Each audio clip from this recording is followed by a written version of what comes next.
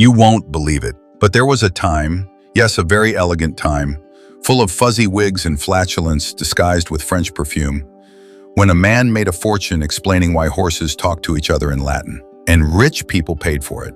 So before you spend your money on some ancestral breathing through the navel course, leave a like. Sign up and come with me, laugh about the past, which for a change is as ridiculous as the present. We are in the year 1791, in an England soaked with tea, debts, and bored aristocrats with more noble titles and teeth in the mouth.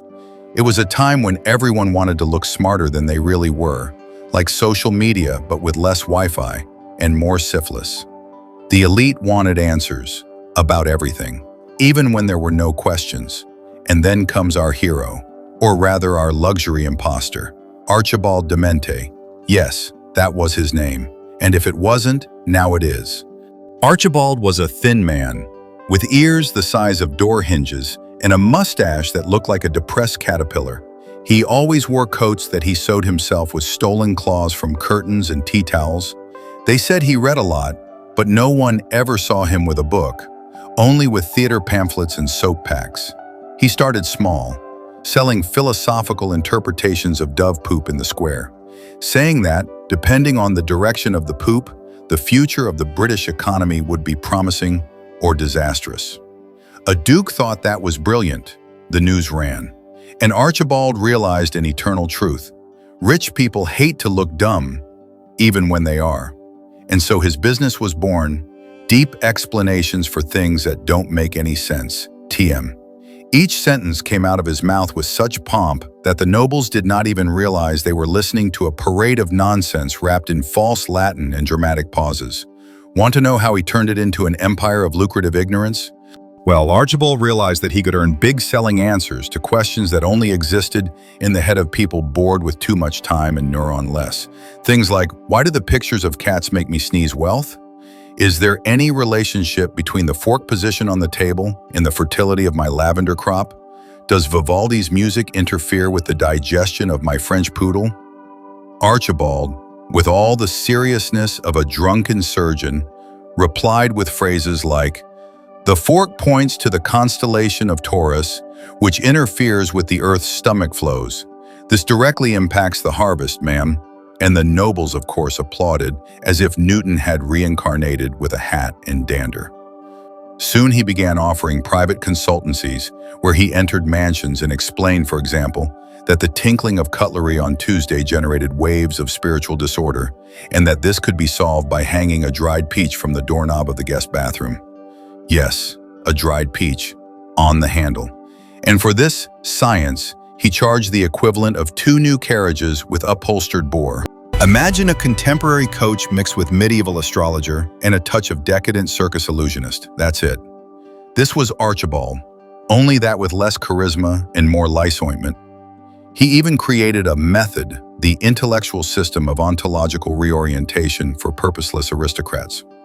The name sounded so important that nobody noticed that the acronym formed CIRO AP. And then he started giving lectures, where he charged expensive tickets to explain things like, the blame for the fall of the Roman Empire was the excessive use of scented scarves. Bats are actually pigeons who have studied philosophy. Gold reacts better to your safe if you sing him a Bavarian song every morning. The audience was ecstatic. There was a count who cried, moved, when Archibald said that the universe bows before the man who knows how to cross his legs with elegance. And of course, he sold certificates. In Latin invented, printed on bread paper with wax seal made of cheese. But calm down, the peak is yet to come. Want to know how this genius of folly was almost appointed royal advisor? And then, my dear 21st century listener, we have reached the point where reality has lost any commitment to logic. Archibald de Mente, now known as the Oracle of Oxfordshire, was invited to speak at court. Yes, in front of royalty, because a duke swore that after following his instructions to water books with white wine in the light of the full moon, his calf pains simply disappeared.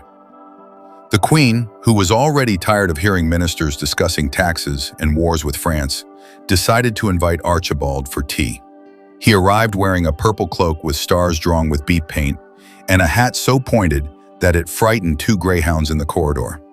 During the meeting, he explained, with all the confidence of those who have already lied to the Pope in a dream, the political balance of a nation depends on the position of mirrors in the homes of its most bald citizens. The Queen, confused but entertained, asked for more.